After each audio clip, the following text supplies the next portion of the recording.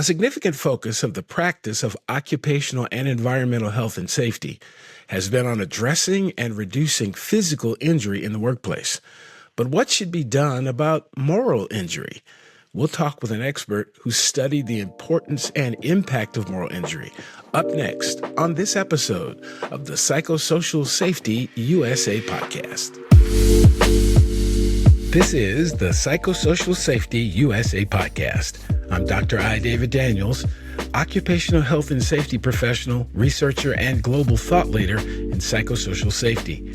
Across the country and around the world, many organizations are struggling because conditions inside them are working against the very human beings who keep them alive. Psychosocial safety remains aspirational in far too many places.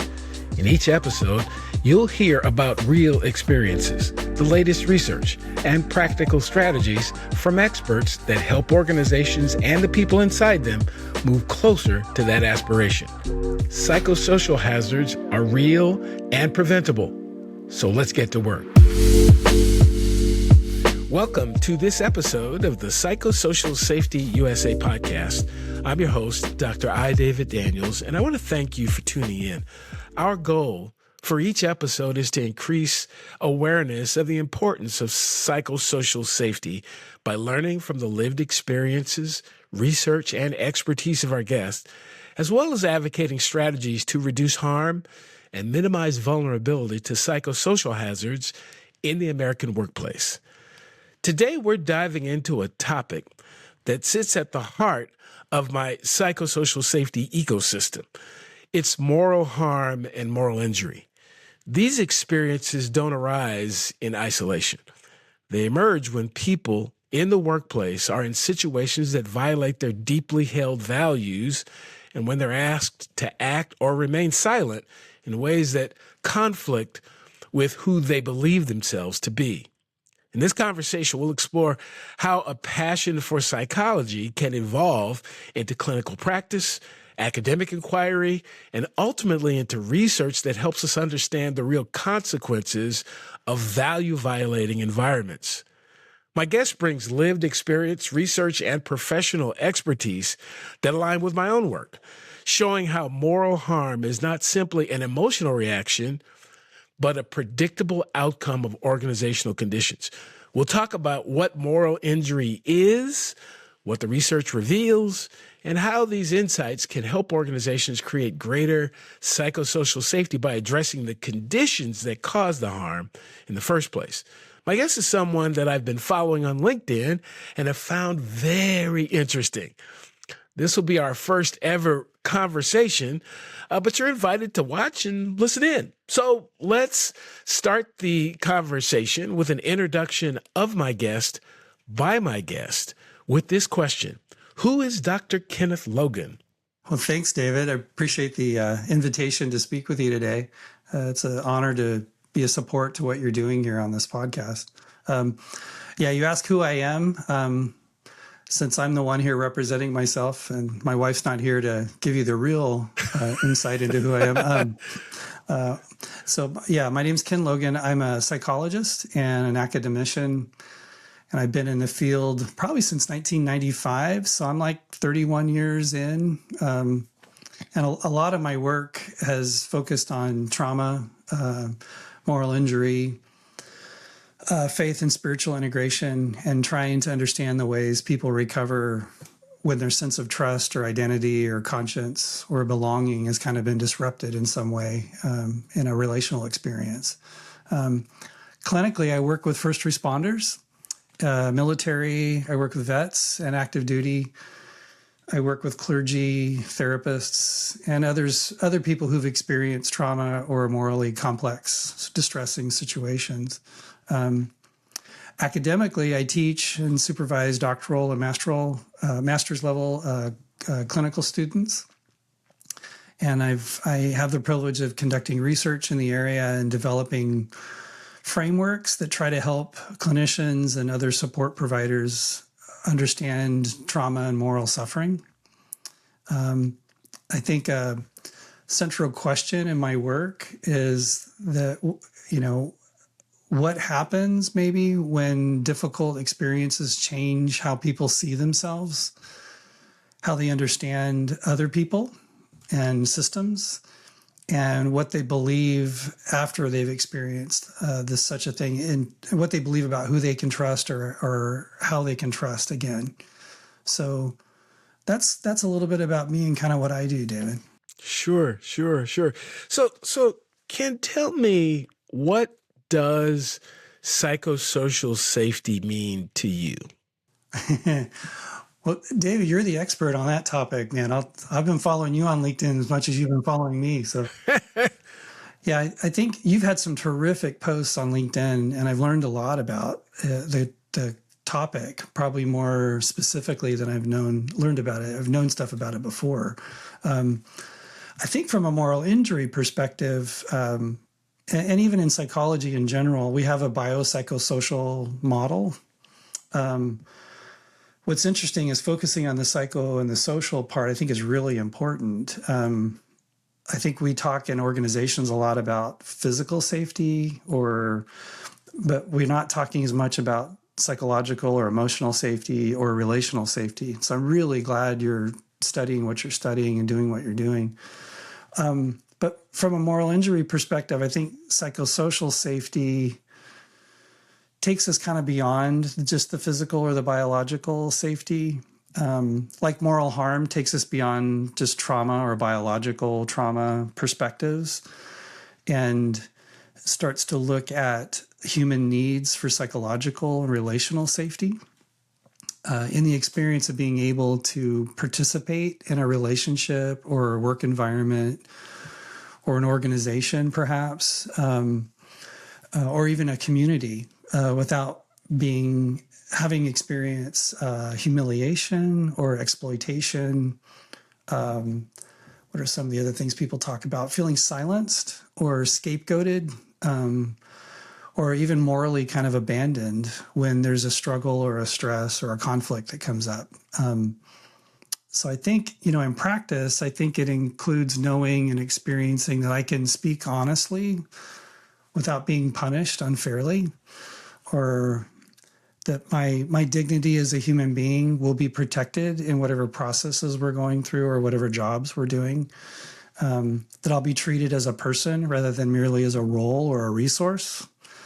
There's a lot of human valuing, I think, that moral injury would bring into the equation for you guys. That legitimate mistakes can be addressed from a developmental point of view without destroying a person's character or their identity or their reputation. And that this is a big one, that leaders and institutions will act consistently with their stated values. Most organizations have stated values, but when it gets into situations where you experience moral injury, you have folks who are actively going against what those values are. And we can get into more details about that if you want. But the last one would probably be just around harm being acknowledged when it happens and being repaired rather than denied or concealed, or the person being fired, or these sorts of things. So it doesn't mean avoiding accountability or disagreement or logical consequences. I think psychosocial safety would actually promote healthy accountability as part of psychosocial and moral safety. So the difference is whether accountability is truthful, proportionate, respectful, and if it's oriented towards repair and growth rather than humiliation, scapegoating, dehumanization, or exclusion. So I think that's my answer to your question in terms of, what psychosocial safety might mean from a moral injury lens. That's perfect. As a matter of fact, every person that I bring on to one of these conversations, I always ask this question, and it really is to get their view and perspective. I'm pretty convinced that a psychosocial hazard is in the eyes of the person who's experiencing it. Mm-hmm. And I can argue that moral injury is the product of exposure to a psychosocial hazard, because the thing that's causing the value conflict is my values and your values don't align. And it's not because of intent on either of our parts. And it's also not good or bad either. It's not a good or a bad thing. It is that something that I believe and something that you believe are kind of clashing, and we didn't have a conversation about it beforehand, or the conversation that we did have and the actions I expected or the reaction I expected I didn't get. So when we had the conversation at orientation about whatever, you said that this was the standard, but then when it came up, it was different. And so I'm sitting here thinking, well, what happened? You said we were family. You said that we cared about one another. You said that, if someone violated the rules, that there was going to be a consequence to them. Well, I just saw that leader do the very same thing that my colleague did, and there were no consequences for them, but there was consequences for my colleague. All of these, again, in my view, are reactions to exposure to something. It didn't just happen out of nowhere. Something happened. I experienced something. I saw something. I perceived something. And when I started looking inside, I go like, yeah, that doesn't work for me. That's kind of a problem for me. And now the question is, what is the organization or the environment going to do about it? Yep. Yeah, that's a really good applied example of that. Yeah, absolutely. So I'd like to go in the Wayback Machine for a second. And, kids want to be all kinds of things when they're kids. So what sparks your interest in psychology in general? Oh, man. This is an existential question, I guess. Talking about values and all of that stuff.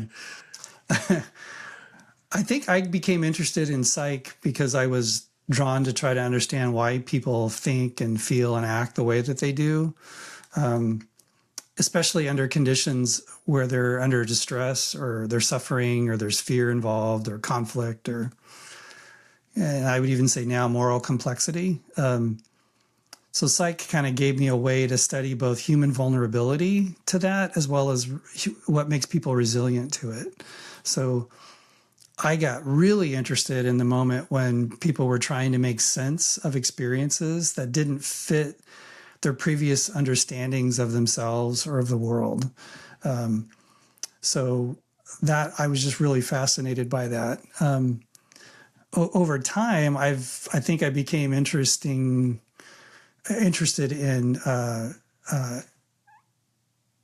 being more aware, or maybe increasing awareness that some forms of suffering couldn't be explained adequately by the typical trauma models that we were using and that we still use to this day. That there was people were experiencing fear reactions, they had stress reactions, they had trauma states, but there were other things that were going on. Humans were also asking human questions.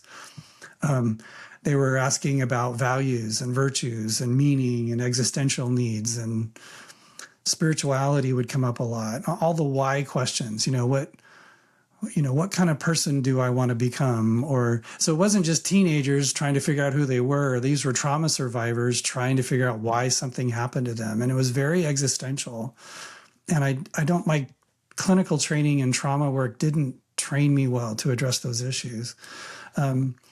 They were asking questions, what would give my life meaning and purpose now that I've had this experience? Or what do I believe about suffering and forgiveness and redemption? Or why did this happen and how do I make sense out of it? Meaning-making processes. Or if they had done something wrong, what does this say about me now? Can I still trust myself? Why, or if they were betrayed, why did people I trusted fail me? Am I still a good person? Do I still belong? These kinds of questions were coming up in therapy always. And I didn't have the training enough to really address those questions effectively. So these are human questions. Anytime you deal with trauma, these human questions come up. They're existential, they're about values, they're moral questions, and they become central. They became central to my interest, I think, in my work now on moral harm.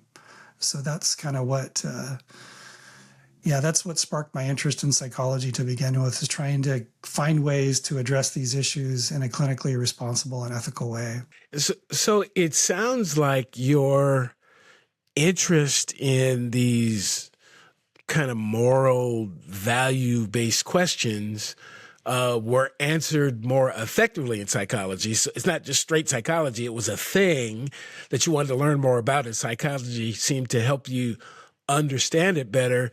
So let's, for those who may not have heard of the term, don't really know what it means, but two things.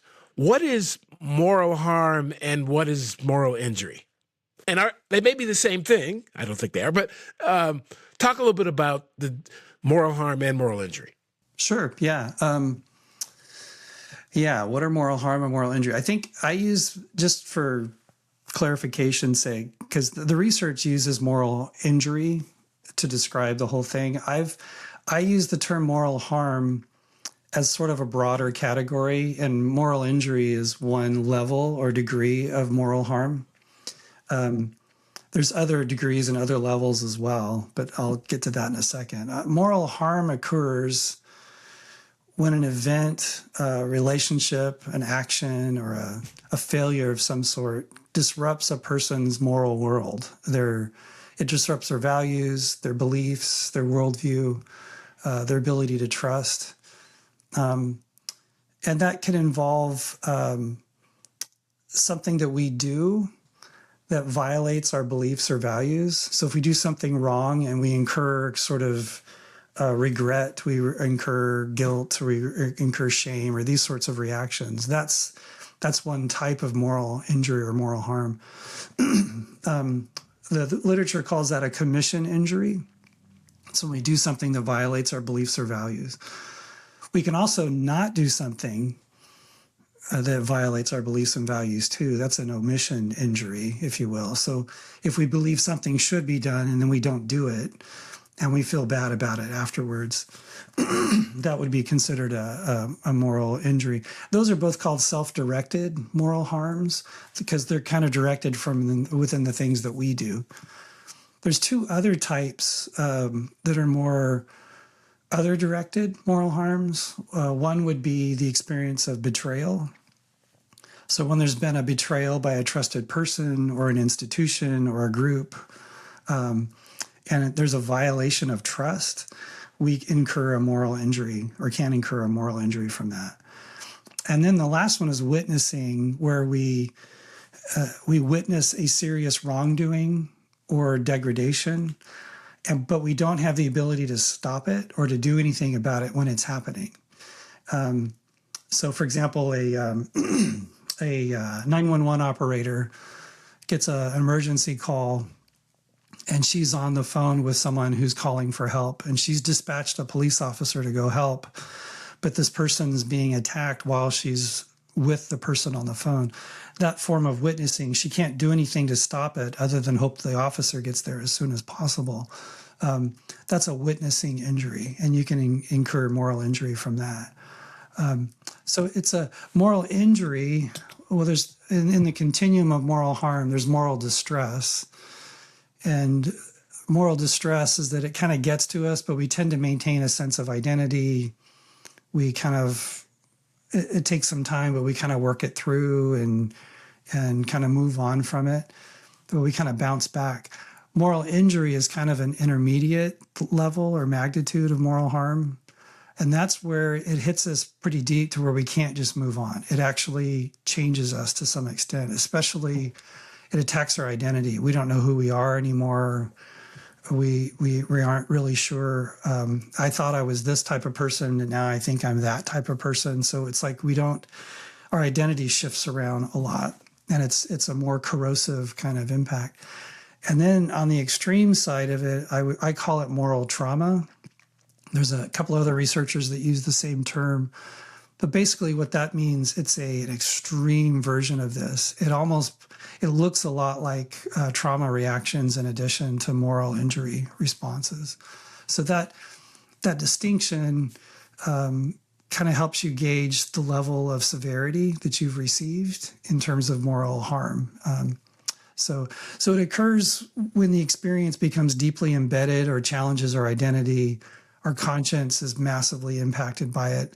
You see people getting into extreme levels of self-hatred or extreme hatred of others. They lose the ability to trust in relationships in general. And even their view of the world changes, perhaps, because of the magnitude of the impact. Wow. Well, yeah, this is what you just described as a part of the, at least when I saw this discussion on LinkedIn is what really hooked me, because it lines up so well with this framework I've been thinking about for a while that I call a psychosocial safety deterioration pathway. It's there's the deterioration, and this is the part that happens, and I've experienced, a lot of people have experienced, and sometimes we don't get to the recreation, the rebirth. We don't get that far. I mean, a lot of folks in particularly these public safety and military types of environment, they never get to the other side. Unfortunately, they just don't. And it starts off with something that I perceive or experience as potentially harmful to me. And again, no one else may get it, but I get it. To me, that thing, and I think this is where morals and values and whatnot come in, because based on my makeup, this experience, this set of words, this action, this whatever it is, that's potentially harmful to me. Now, that harm may or may not, manifest. That's where risk comes in. It might not happen, but it's in my head. I'm thinking about it. And in some cases, the harm actually occurs. And once it occurs, I have this kind of pain response. I have, in some cases, that pain is real hurt. And sometimes that significant hurt becomes trauma. So again, we're going the same direction. The question is the way I look at it is, what were the conditions that caused me to feel the way that I feel? And once I feel that way, I could go, two people could go two totally different directions at the same time. One person may think, this is no big deal. What's the concern? Or matter of fact, this is fun, or this is interesting. But the other person in the very same environment is traumatized, and maybe traumatized for life. I mean, I think this is, those are examples of particularly where adults do and say things with children that the adult thinks it's fun, but the kid is traumatized by it. They don't, and sometimes they carry that into their, adulthood, and then in some cases they experience it over and over, or they turn around and they do it to other people. No, I like what you're saying there. It's the work that I do has to be kind of applied to lots of settings and lots of situations and specific kinds of environments. So the research that we do in moral injury and moral harm is more generalized. But I love what you're doing, David, because you're applying it to specific kinds of environments.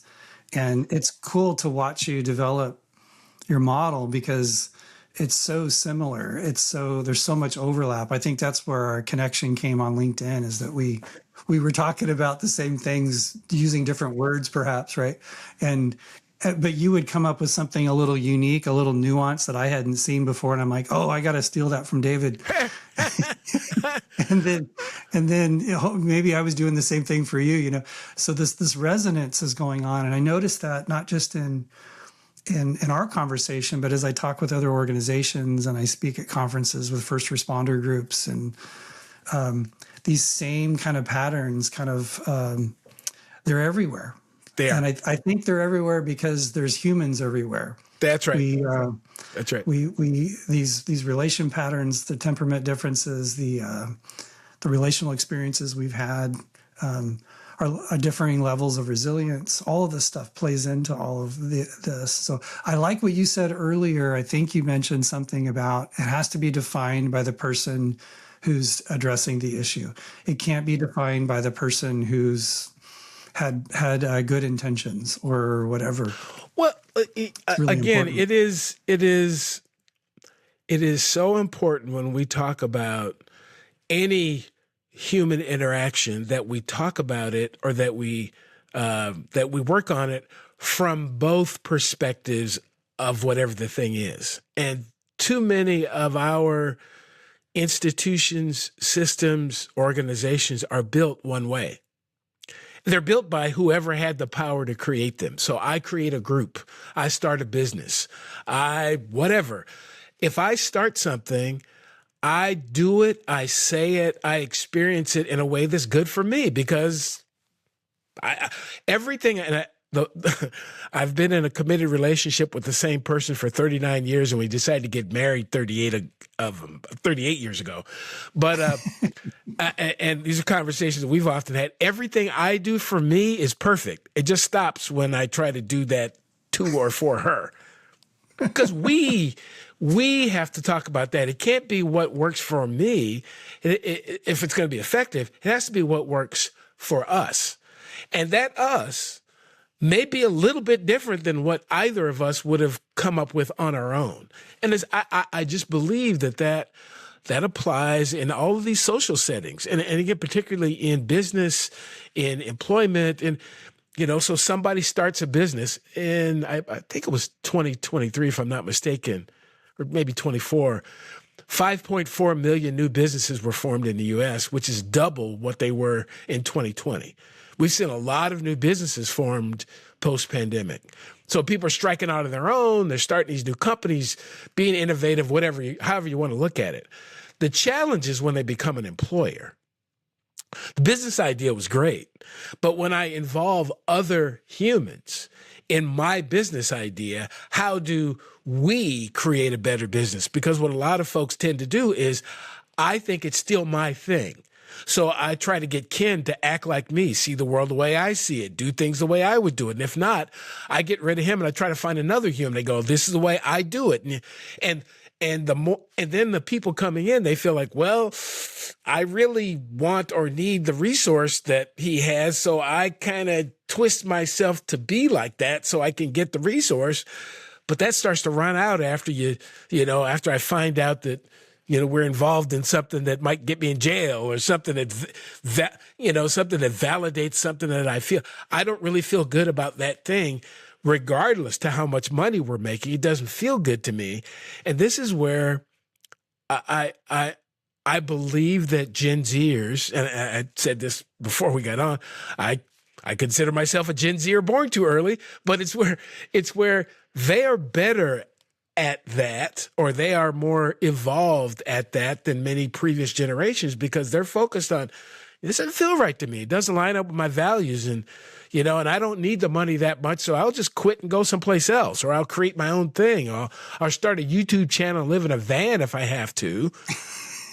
But I'm not gonna be somebody that I'm not. And no matter how much pressure you put on me, I'm just not gonna do it. I'm gonna resist. That's what's going on in the world, and I think that may be ripe for more moral kinds of challenges, because people are just, they're being themselves, and they're not giving themselves up to get that other resource that people may have to offer. Right. Yeah. And in moral injury and moral harm, values seem to get kind of clarified in those kinds of conflicts that come up too. So the injury doesn't just arise because something painful happens, but because the event kind of violates or threatens or kind of forces a choice between these kind of deeply held moral commitments that you don't really know until you actually get into a conflicted situation. I always joke with my wife and say, I thought I was a decent guy until I got married. And then I realized I have all these things that I got to work on. And that happens. That's a normal, natural, relational, occurrence. And so in business, like you're talking about, it shows up. There's lots of patterns that go on in that too. I've noticed there's probably, 15, 20 patterns that go on where you see these things kind of being repeated over and over. We don't have time to go through all of them, but a few of the highlighted ones, things like loyalty versus integrity, where you're protecting a person or a group or an institution versus telling the truth or opposing something that was wrong.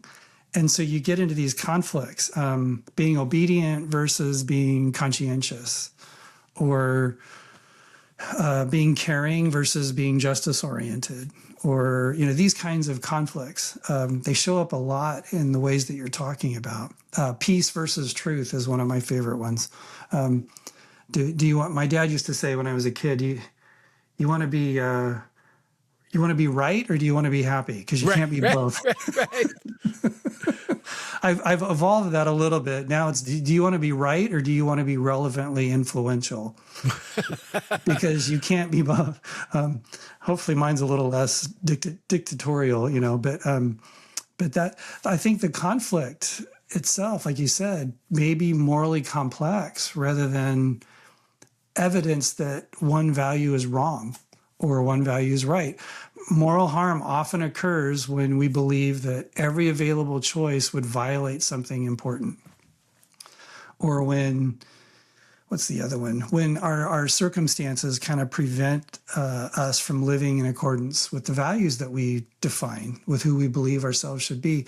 And a lot of times, we don't know those things until we get into these conflicted situations where they start to become more, we become aware of what we really do believe or what we really do value. Yeah, I seem to recall back in the day, one of the organizations I was with, there was a conversation about having ethics training. And I think there are a lot of professions right now who have ethics training. And I find myself being a probably ethical relativist type approach, I think, because it's ethical says who? Who decided that this or that was ethical, that this or that was good, that this or that were relevant, that this or... Because we're humans, because we're different, there are many places on the planet where prostitution is perfectly legal. There are many places where the use of some pharmaceuticals is considered a medical condition, and other places where it's considered criminal. And I struggle to argue that one or the other is right or wrong. They are just different. And these groups of human beings have decided that in our group, in our circle, this is right or wrong or good or bad. And then we create these systems to reinforce that, to encourage that or not. And that's the really interesting thing about, these more formal gatherings of humans that we call organizations, is that we make these assumptions that, again, that group has decided that this is right or wrong, and everybody goes along with it. Or most people go, or enough people go along with it to make it the norm. And then when somebody says it's not the norm, they get looked at funny. They get treated differently because they see, well, hold it. I don't know about that one. So, and then the question is, tell me a little bit more about, was there a particular situation or circumstance in your life that caused you to think more deeply about morals and values and ethics and all that type of thing? I think there's a balance in there for me. A major limitation, I think, of conventional ethics training is that it often treats morality as though it were covered or exhausted by the professional codes, our legal standards, our institutional policies. But that immediately raises the question that you brought up, which is whose ethics are we talking about, right? And professional ethics usually reflect the negotiated standards of a discipline or an organization or a regulatory body. So they're important, but they're not morally neutral or comprehensive. Is it legal to do something? That doesn't necessarily mean it's ethical or moral, or any other combination of the three. So, an ethic may emphasize, for example, risk management or procedural compliance. I mean, you know that from your first responder background, or our role obligations or minimum standards of conduct, these sorts of things. But moral harm man, as I've studied that, it's really helped me see the limitations in the ethics, the way that you're talking about it. Moral harm emerges precisely when those formal standards conflict with a person's deeper convictions and things about like dignity and loyalty and justice and truth, care, faithfulness, responsibility. So the distinction's useful. Ethics are looking at like the formalized, what would you say, that maybe the formalized systems of principles that govern a profession maybe, or an institution or some kind of role socially. But morals refer more broadly to the values that we have, our convictions, our virtues. I know lots of people have really good values, but they've got really nasty virtues. You know, I have a value of being successful. Well, that's great, but you're walking all over everybody to be successful. Right. Right. Our obligations that we make, our understanding of what's good and evil, or what's right and wrong. That's how people interpret their lives. Humans interpret their lives more through morals than they do ethics or laws. And I think ethics training can teach a person what the codes permit or what they require or what it's limiting or prohibiting, but it's not adequately preparing people for other questions like, what do I owe this person beyond compliance? What should I do when policy protects the institution, but it's harming vulnerable employees? What do I do? Right? That's not an ethic question. That's a moral question.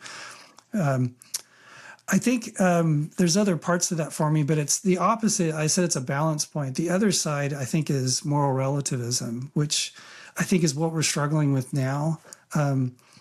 Formal ethics can become too narrow and institutional, which is the downside to it, where the code defines what's right. But relativism can be too diffuse sometimes too, right and wrong, or whatever each person or culture says they are. Both approaches, I think, are really inadequate for understanding and defining moral harm. There's a lot of morally harmed people out there because no one knew what was right and what was wrong, or they didn't take a stand on it. So professional ethics may wrongly reduce morality to compliance with rules, but relativism, I think, wrongly reduces morality to subjective preference. And this is where you see so much moral harm happening in the culture right now, is because it's not wrong to me, that's too bad for you. Right. I have to define my morality based upon how I'm influencing others, not just based upon how I feel about something. And so I think there's a tension there. It felt right to me, or it fit my group's values, then it's moral. Well, how's it affecting other groups? Right. How's it affecting other individuals, right? So I think we need a fuller framework. I have to examine my actions through professional standards, through my conscience, through consequences to other people, through relationships, virtues, cultural contexts, all of that. And all of it's about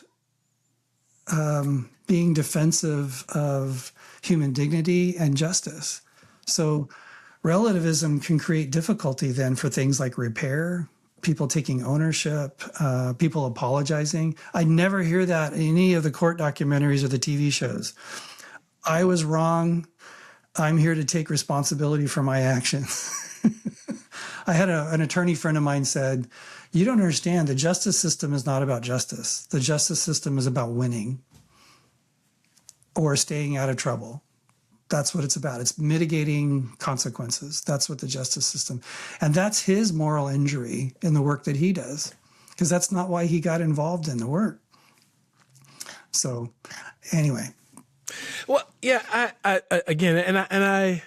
I find myself agreeing with you about the importance of the balance. And ultimately, when we're talking about, again, two parties or three or more, but when we're talking about two parties, what's most important to me is the cooperation between both parties about what all this stuff means. So regardless to how we got to this interaction, how are we going to ensure that it is as morally and psychosocially safe for the two of us as possible? Again, not perfection.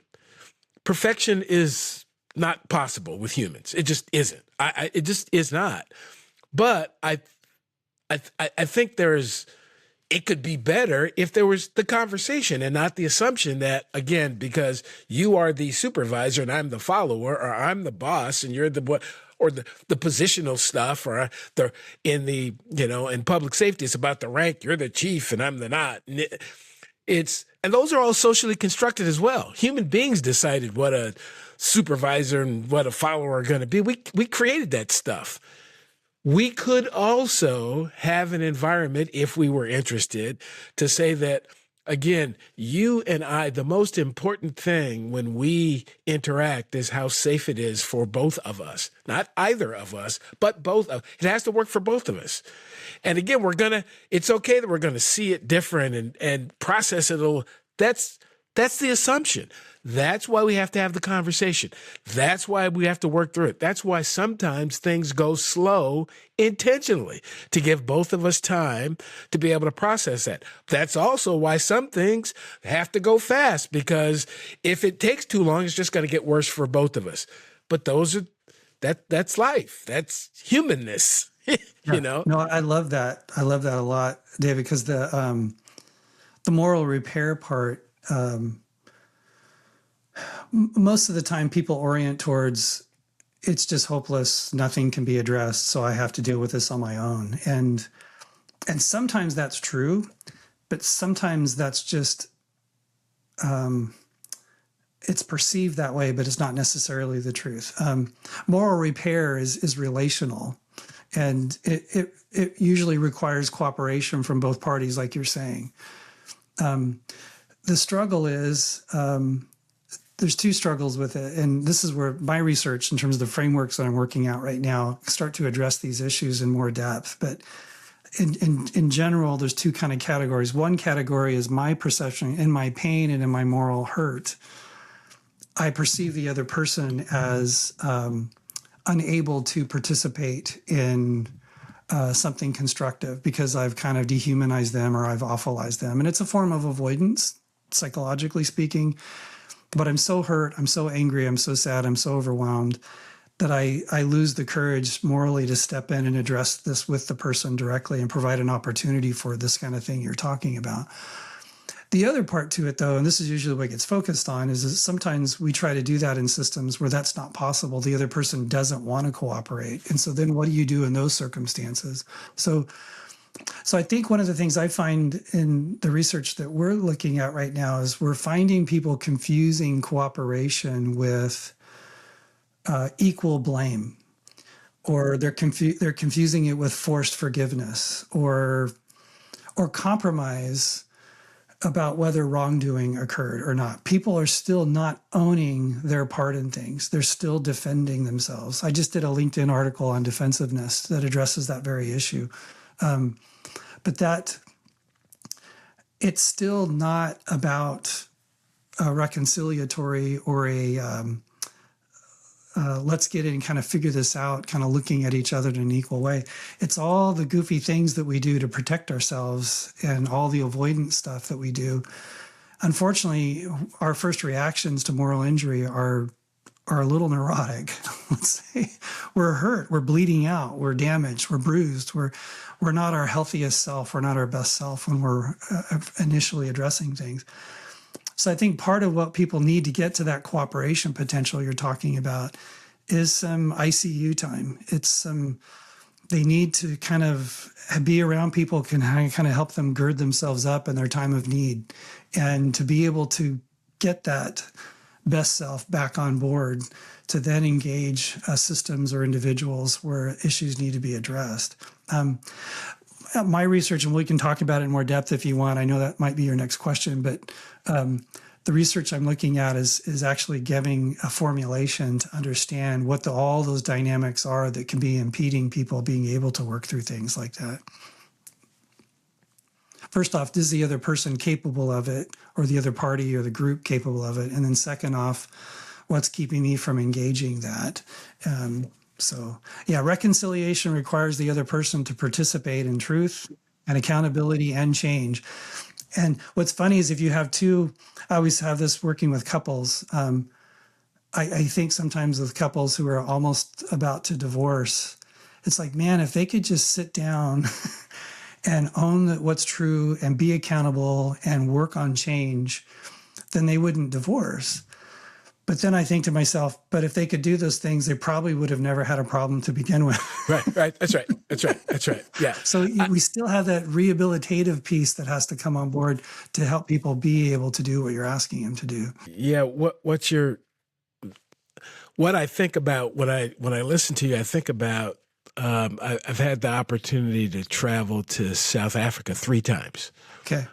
Once prior to apartheid falling and twice after. And the last time, my wife and I actually did our second honeymoon there. We enjoy it's a wonderful place, but we got a chance to go to the Apartheid Museum. And it struck me, and I've said this before, and I this is something I believe. I don't know that a lot of people would, but I believe that South Africa has come further from apartheid than we have from slavery because of the truth and reconciliation process that they went through. You're never going to get reconciliation if there's no truth. It's just not going to happen. People aren't going to reconcile and again, truth to both parties. And that whole process that, and again, I don't consider myself to be a scholar or dug into every detail, but as I understand it, they had both sides of the conversation express what they did, how they felt, why they did what they did. And they just kind of laid it all out there.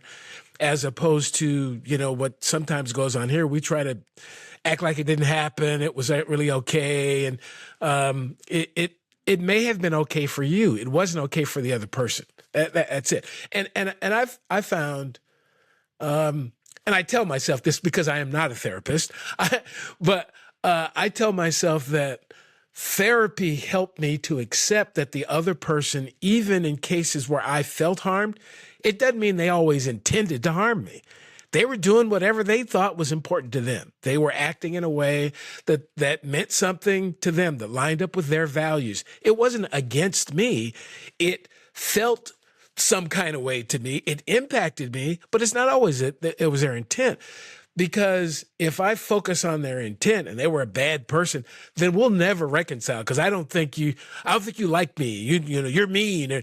And over the course of my life and career, the situations that have harmed me were not always about intent on the other. Matter of fact, most of the time they weren't. They were thinking about something altogether different. And I was thinking about something altogether different. And we didn't communicate enough throughout the process. I didn't get a good enough understanding up front. And then when I felt a certain way, in some cases, I didn't say anything. I just felt bad until I lashed out back at the other person. That's been my experience. But a lot of this, again, I just bring it back. Humans have to have communication with other humans if they're going to have relationship with those humans. Mm-hmm. It's just, and it's messy. It's off-putting sometimes. Something my mom told me, and I thankfully she's still around. She said that if I'm going to have a relationship with people, you got to have relationship with them the way they are, not the way I want them to be, the way they are. And I think sometimes, again, what organizations do, they take people and they try to make them something that they never were. You have to be, but they were never that. You didn't hire that. You didn't hire that person. And then 6 months down the road, it's, there's something wrong. No, your system hired that person. That's what if you want different people, need a different system. Yep. No, that's so good. Yeah, because I've thought about this in terms of, nerding out about moral harm it gets into all kinds of different areas because I see it now everywhere. As it relates to the difference between South Africa and the U.S., I think they've done a much better job than we have about all of that. The U.S. feels, to me, it feels stuck. I think because unresolved moral injury has produced a defensive cycle in which demands for truth are experienced as accusation. And it's morally challenging when they hear when one group hears about the accusations or the pain or the suffering from the other group. Back to that marital example. And then the defensiveness then is experienced as renewed betrayal, right? And then each side attempts to protect its moral identity, and that contributes to more moral harm, and then we polarize, and the cycle goes around and around and around. And we're dancing around in circles. We're just getting really dizzy, but we're not getting anywhere, you know?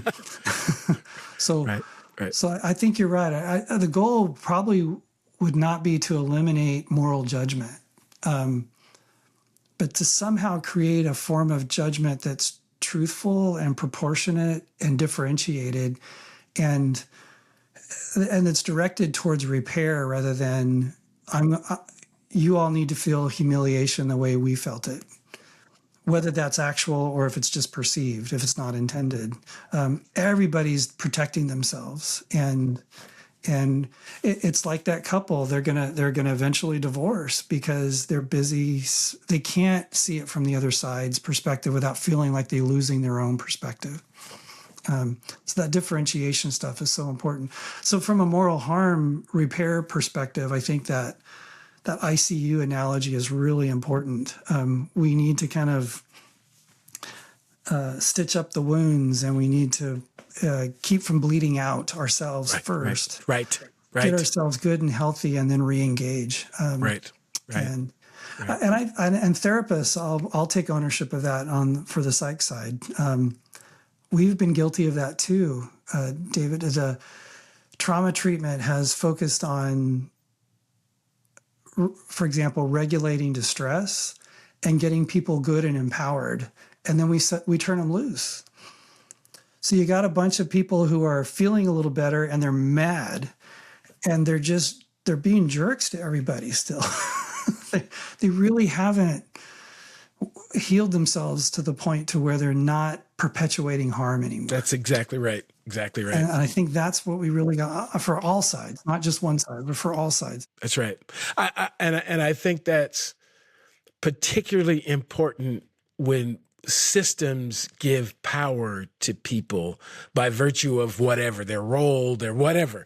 Systems give power to hurt people who turn around and hurt other people. Right. And again, that hurt gets institutionalized in our policies, institutionalized in the way we behave. And that's, there are companies all over the country who are terminating the employment of people because they show up 5 minutes late for their assigned work, but allowing people to continue to work there who sexually harass other people. And it just doesn't seem balanced to me. But, again, when I talk about those kinds of things, I don't think that's always intent on anybody's part. I think that even the people who are doing the thing that they're doing because that's just the way it's supposed to be. And there's not agreement between both parties. I don't see that. And we need to agree on that. We need to find ways to have, agreement on what is going to work for us. Not work for you, not work for me, but work for us. People outside of us may see it totally different. They may have whatever perception they're going to have about it, but this thing works for us. And again, being able to accept that, this is something I told particularly my youngest sons is, you can do anything you want as long as you can accept the consequences of the thing you did, and think about those consequences in advance, because the consequences are coming. So if these businesses want to, I've said this before, if you don't want to hire particular people, go for it. Now, if you don't want to hire people who look different from you and all that, your customers might not buy from you either. But that's a choice you can make. If you want to have an exclusive group that you sell to, knock yourself out. But you can't have it both ways. You can't expect that, I want everybody to come patronize my business, but I only want to treat certain people a certain way. You can do it, but there's a consequence associated with that. And are you willing to accept that consequence? Yeah, no, that's really good. The fairness aspect. And that's the moral part for me with leadership and working with several leaders in my practice it's that they have to model this stuff. It's part of the role of being a leader. It's not having it all together. It's that when you do blow it, or one of your other leaders blows it, you have to model that for the workers. And so consequences, intervention, accountability, all of that stuff has to be modeled and demonstrated. And it has to be done in a regulated, human way, a way that's respectful of dignity. That's what creates a safe culture and an environment, is the modeling going on. It's very similar with parents and kids, right? It's like dad's telling kids to stay out of trouble. Meanwhile, he's getting tickets all the time. Don't speed in your car, but he's getting pulled over all the time. It's like, it's the old do as I say, not as I do. If you want your workers to be healthy, you have to be exceptionally healthy. And it's kind of cool. I see a lot of leaders now being more open to therapy, more open to coaching, more open to input.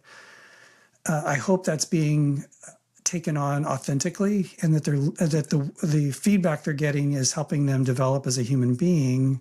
So it's personal growth and development, not just business growth and development. Right. Right. You want a healthy business for your employees, you're definitely going to need to be a healthy boss or a healthy leader. So we got to grow up. It's a maturation issue. We've got to grow up. I do it with parents coming in for child coaching or parenting coaching. 80% of the time, it's helping the parent be an adult. It's not doing anything with the kids. It's helping the parents be a parent. And we all got to grow up. Maybe that's the solution to all of this. Well, yeah, I don't know where I heard this one, but growing old is mandatory. Growing up is optional. So that there are folks they have additional birthdays, but they don't appear to mature in certain areas. And again, that I don't describe that as some sort of moral failing on their part. It's they haven't been exposed to the information that's going to help them make that next step to whatever that next thing, because they don't know anything about that yet. So it's this constant conversation. I mean, again, just some of the, first of all, I could have this conversation with you, and we got to wrap this thing up because people won't listen. They only listen for so long. But I love the fact that you're kind of, at least the way I see it, you're grabbing this thing that's kind of like a ball of jelly or and just letting it change. It's but keeping the hands on it. It's like, okay, we just got to keep working this thing. It's not everything. There are a lot of linear sequential thinkers in our systems. It's this way. Well, no, not really. It's this way to you, but to somebody else, it's slightly different. And we got to be able to wrestle with all that. Wrestle with that. And it's actually I find it kind of fun to just kind of sit with that. So sit with the, I didn't really see it that way, but okay, maybe, perhaps I could. Those kinds of conversations and that evolution, I think, are just really important. And they're really, I think, really healthy when we talk about human interaction. It's just really a healthy thing to do, because we get better at it. We get more comfortable. And the other thing that I just discovered here recently is that the human brain cannot experience trauma and trust at the very same moment. It's going to have either or. It's not. It's going to be this or that. It's this binary choice between trust or the trauma. And the more time we spend talking about or trying to be respectful and talking about dignity and caring for one another, the less likely people are to experience all these traumatizing things. It's not that they won't get traumatized by other stuff, but in this, it's about, we care for one another. It's about respecting each other and caring that the other person is safe and feels that's the point. And we'll make money or we'll get the job done as a byproduct of that, not the other way around. Yeah. Well, I appreciate your optimism with that, David. I really do. And I would, if I would just add to that, if people find themselves in a situation where they can't do what you're saying, that they would see that optimistically as well, too, that there's something keeping me from engaging in this in a constructive way. And so that ICU piece becomes a way to address that issue too, so they can go back and have the experience you're talking about. And normalizing that. I think a lot of traumatized folks feel not only that they have trauma, but that there's something wrong with them. Yes. Yes. And that they kind of feel stuck there, and there's not a lot of hope or a lot of anticipation of constructive outcomes. So they avoid and withdraw, or they act out, or do whatever that we do. But that notion, if there's something getting in the way of me being able to connect with the other person in a constructive way, that it's normalized. I see this a lot with first responders. Tons of them come to my office saying that there was an issue that happened in my organization and I had a reaction to it, and I realized there's something going on with me that's keeping me from dealing with this in a constructive way. And so they get referred to me. That is so cool that their supervisor's offering that to them. Right. It's normalized. They get to come in and talk about what it was about. Sometimes there's big issues to address. Other times it's a little reframe or a little looking at it in a different way, or realizing that person reminds them of their father, or whatever the issue is. But then they enter back in and they respond more from their best self or from an adult kind of role. And then they do and accomplish what you're talking about. So yeah, even if there's something keeping it from happening in the moment, there's still an optimistic way to address the issue so that they can come back and reconcile in the way that you're talking about. So I love the optimism. And there are occasions when perhaps it's not. Perhaps I didn't. So my perception about what this is and what this should be, it was not really aligned in the first place. I tried to convince myself that it was, but it never really was. And so make the decision early, or things have changed. This organization or group has gone in a direction that, it doesn't align as much as it used to. And that doesn't mean that we have to be evil and angry and, have a bunch of retribution amongst it. It's time for us to go do something different. Frankly, some relationships need to end because they're not good for either party. They put as much as they could put into it, but they get to a point to where that relationship doesn't need to continue because it's not healthy for either party, and they have other options. They should exercise the other. There's a business, down the street that has room for your talents, that is more aligned with your values, and that doesn't mean that this is a horrible place. That means that it's just not in alignment. And I again, this is my kind of Pollyanna, wish it was this way type of attitude. But I think it would be wonderful if employers, instead of, get rid of these people because there's something wrong with them. Well, no, there's nothing wrong with them. There's a misalignment between what we do and what they're good at. But we happen to know somebody down the street or in our network, and we're going to help them go to that other place. We're going to help them make that transition, because putting them out on the street, making it difficult for them to pay their rent or their mortgage, that doesn't help any of us to do that. So why not help them transition to something that would be more effective? My graduate's in HR, and I suggest that sometimes the best thing we can do is help people be successful someplace else. Because this, the thing that we're into, the thing that we do, it isn't really a fit for them, but let's help them, not beat them down and say they're a bad person. No, that's good. That's really good. Because I love the reframe, because when people are morally harmed, they initially experience their departure as rejection. They forced me out. I was discarded. I had no choice, right? But sometimes that's accurate. People can be doing those things. Organizations can marginalize and isolate and retaliate and all of that stuff. But over time, you can kind of come to recognize that I didn't, and this is working through moral injury. Your perspective changes. You have more context. You have more awareness of people's intentions and all the factors involved, not just the ones that were most salient to you. So they'll reframe it. They'll say something like, I didn't I didn't simply lose my place. I reached a point where remaining would have required me to betray myself.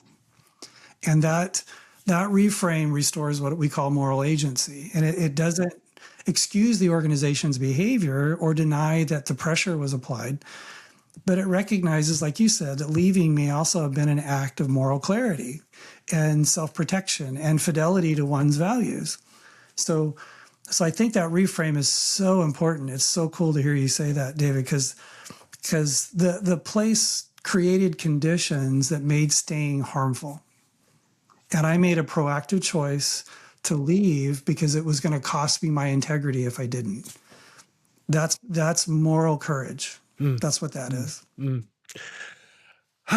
Well, with that, I got to tell you, I really appreciate that statement that you just made, because I resemble that remark. I just put it that way. Been there, done that, got the t-shirt. Yeah. Absolutely. And, but it's wonderful to hear it described in that way, because again, these things can get described in all kinds of ways. You weren't tough enough. You should have stuck in there. You should have put up with it. And again, I believe that there are people in employment situations right now that they're trying to, I'm going to stick it out and then we'll going to file lawsuits with each other, when it's not them or you. It's just not a fit. There's not that there's something wrong with either of you. There's just not a fit here. And why can't both of us just kind of decide to do something different that's going to be healthy for both of us, and be able to see each other on the street, and not, look at each other side eye and write a bunch of, nasty things about that last employer. Now again, this is not to excuse. There are some organizations that are absolutely toxic and the leadership are psychopaths. Yep. But I don't even think it's a majority. I just don't. I think that in most cases, it's folks who have been morally harmed or injured themselves that are simply, doing the same thing. They think they're doing the right thing, but they haven't. They're just reproducing that behavior because that's all they've seen. They haven't met Ken yet. They haven't looked at his research. They haven't had therapy. They just aren't there. How do we help people get there? And not, you suck and this is horrible. This is toxic. Yeah, but how do we help people get there? That's so good, David, because the polarized perspective, we split bad when we are hurt and when we're in pain. And, what I call garden variety foolishness gets perceived as evil. That's right. When we're hurt. And it's okay to boundary yourself from foolishness or evil people. You don't have to turn somebody into something worse than they are to justify you leaving. Right? Yeah. That's right. Yeah. Absolutely right. So if there are folks who they've been hanging out with us for the last little over an hour, and they want to learn more about your work, your research, they may even want to, hey, I got to talk to that guy. I think there might be something going on in my organization or with me. What's the best way for people to get in contact with you if they want to do that? Yeah, if they want to learn more about the topic, I've got the book Trust Wounds is available on Amazon. You could purchase that. That has a ton of detailed information in it, expanding on what we've talked about. If it's personal contact, you can get me at Ken Logan, PSYD @gmail.com. You can email me, or you can catch me on LinkedIn as well through my profile on LinkedIn. My website is drkenlogan.com. You can get me that way too. I'm always interested in conversations related to moral harm, moral injury, trauma. I do clinical consultation. I do corporate consultation work. If that can be of assistance to anybody, definitely feel free to reach out. Absolutely. Yeah. Ken, thank you very much. Again, this is, like I said, there are occasions when either I reach out to someone or someone reaches out to me, again, primarily on LinkedIn, and there's just that connection the first time, and I can always tell if the conversation goes over an hour. I've made one of those, and and I've met someone in the community that is interested in seeing not just the workplace, but just as human beings, seeing us have a safer, warmer, more comfortable experience as human beings. I think that's important. Yeah, same back at you, David. With our interactions, there was definite chemistry there and a common interest for sure. And and I appreciate the work you're doing, especially in our culture now. I think we need it now more than we've ever needed it. This addresses the polarization that's killing all of us, and there's a better way to do this. There's definitely a better way. Yeah. Well, Ken, thanks very much. I appreciate it. You bet. Thanks for joining this episode of the Psychosocial Safety USA podcast. Don't forget to like, subscribe, and share the podcast with others who are committed to building safer workplaces. To catch up on previous episodes, visit our website at psychosocialsafetyusa.com or on YouTube at Psychosocial Safety USA Podcast. You can also follow my work on Substack at Dr. I. David D. If you have questions, suggestions for future guests, or would like to share your own workplace experiences, send an email to info@psychosocialsafetyusa.com. Thanks for joining us. We'll see you next time on the Psychosocial Safety USA podcast.